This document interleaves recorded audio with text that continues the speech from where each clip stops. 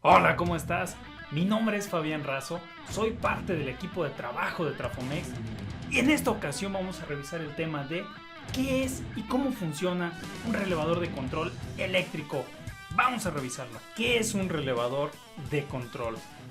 Es un dispositivo electromecánico que funciona como un interruptor que es controlado por un circuito eléctrico a través de una bobina y un electroimán. Cuando recibe la señal eléctrica de control, en este caso para este relevador de 120 volts, este dispositivo es el cual energiza una bobina internamente, la que acciona un mecanismo que jala o que conmuta una serie de contactos, los cuales podemos ver aquí mismo, y así es como acciona el cambio de contactos en este relevador. Es decir, cambia los contactos de abiertos a cerrados o de cerrados a abiertos. ¿Dónde se utiliza? Se utiliza muy comúnmente en la industria para alimentar equipos eléctricos para enviar señales de un nivel de voltaje mayor. Muy comúnmente los relevadores, también llamados relés, son utilizados en todos los automóviles para hacer el cambio de señales eléctricas en el automóvil. Suscríbete. ¿Cómo opera este dispositivo eléctrico? Como podemos ver en la imagen, aquí tenemos lo que es la bobina de este elemento.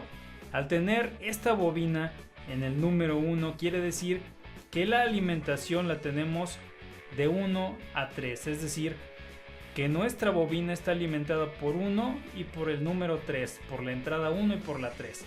Así es que nuestro contacto, en este caso de nuestro relevador, va a tener el número 2 y el número 4.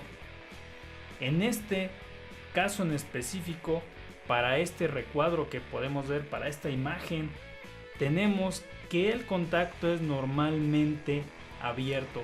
¿Por qué se dice normalmente abierto y normalmente cerrado? Porque si podemos ver, no hay conducción de voltaje o de corriente porque el sistema se encuentra abierto.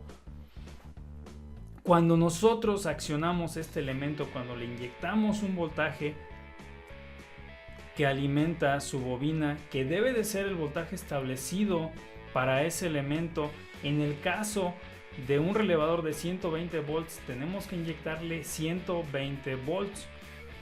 Si nosotros le inyectamos menos que eso, el relevador no trabajará adecuadamente. Si nuestro relevador es de 24 volts, tampoco podemos inyectarle un voltaje superior debido a que la bobina se va a dañar. Internamente tienen aislamiento, el cual protege que los alambres de la bobina se junten entre sí. No se deben de juntar porque entonces ocasionarían un cortocircuito, se quemaría la bobina y ya no trabajaría el relevador. Por eso debemos de cuidar que el voltaje de alimentación para nuestro relé sea el óptimo que nos dice el relevador en sus características.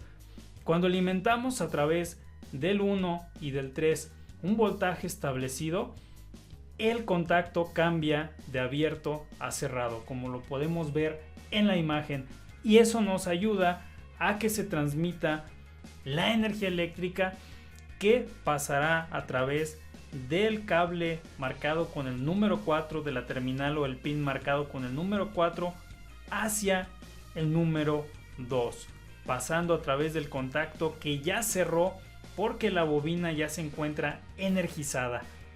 En la siguiente imagen podemos revisar adecuadamente cómo es que actúan los contactos cuando se recibe alimentación a través de la bobina principal.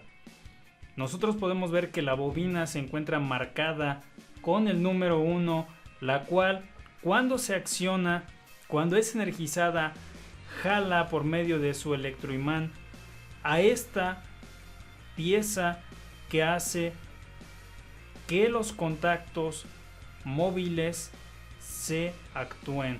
Y es así como el contacto marcado por el número 3 se mueve y estaba interactuando con el número 2, con el contacto número 2, y cuando lo acciona esta pieza por medio de la interacción de la energía eléctrica que ocurre en el electroimán en la bobina, cuando es alimentada, cambia de posición y toca el contacto o el pin marcado con el número 4, conduciendo así la energía que entra por el número 3 y sale por el número 4, y dejó de transmitir energía eléctrica del número 2 al número 3 porque quedó abierto.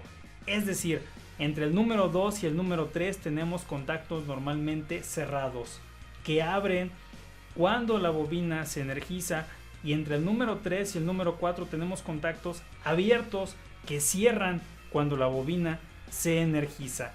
¿Cuáles son las características más importantes de un relevador de control o de un relevador eléctrico?